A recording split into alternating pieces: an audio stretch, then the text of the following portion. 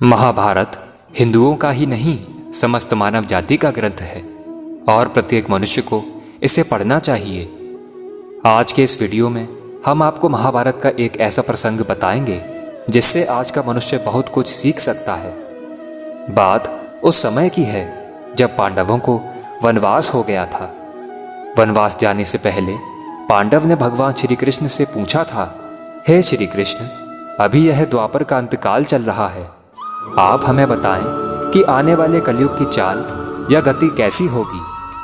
श्री कृष्ण कहते हैं, मैं तुम्हें इसका सीधा सा उत्तर तो नहीं दे सकता, लेकिन तुम पांचों भाई वन में जाओ और जो कुछ भी दिखे वह आकर मुझे बताना।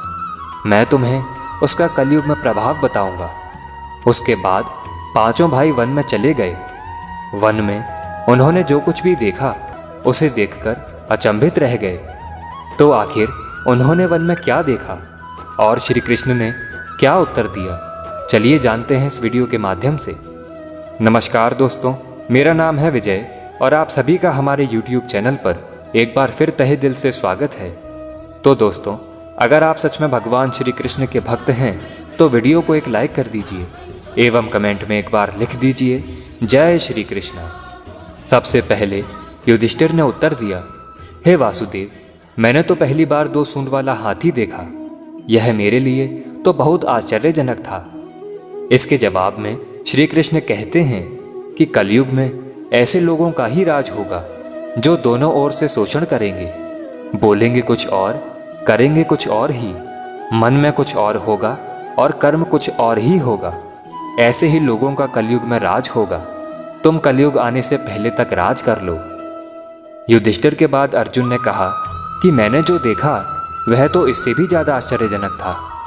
मैंने देखा कि एक पक्षी के पंखों पर वेद लिखे हुए हैं, लेकिन वह पक्षी मुर्दे का मांस खा रहा था। श्री कृष्ण अर्जुन को उत्तर देते हुए कहते हैं, कलयुग में ऐसे ही लोग रहेंगे जो बड़े ज्ञानी और ध्यानी कहलाएंगे। वह ज्ञान की चर्चा तो करेंगे, लेकिन उनका आचरण राक्षसी होगा। वह बड़े पंडित और विद्वान कहलाएंगे, किंतु वह यह देखते रहेंगे कि कौन सा मनुष्य कब मेरे और हमारे नाम से संपत्ति कर जाए। अर्जुन के सवाल के जवाब के बाद भीम अपना अनुभव सुनाते हुए कहते हैं कि एक गाय अपने बछड़े को इतना चाटती है कि वह बछड़ा खून से लहूलुहान हो जाता है। तब श्री कृष्ण कहते हैं कि कलयुग का मनुष्य शिशुपाल हो जाएगा। कलयुग में माँ की अपने बच्चे के लिए ममता इतनी ज़्यादा बढ़ जाएगी कि उन्हें अपने विकास का अवसर ही नहीं मिलेगा। मोह माया में ही घर बर्बाद हो जाएंगे। भीम के बाद सहदेव ने पूछा, हे श्री कृष्ण, मैंने देखा कि 5-7 बड़े कुएं के बीच एक गहरा कुआं बिल्कुल खाली है, जबकि ऐसा संभव नहीं हो सकता। फिर श्री कृष्ण उत्तर देते हैं, कलयुग में लोग लड़के लड़की के विवाह में, मकान के उत्सवों में, छोटे बड़े उत्सवों में लाखों रुपए खर्च कर देंगे, परंतु पड़ोस में यदि कोई भूखा प्यासा मर रहा होगा तो यह नहीं देखेंगे कि उसका पेट भरा है या नहीं भरा है। उनका अपना ही सगा भूख से मर जाएगा और वह देखते रह जाएंगे। कहने का तात्पर्य यह है कि कलयुग में अन्न भंडार तो होंगे, परंतु लोग भूख से मर जाएंगे।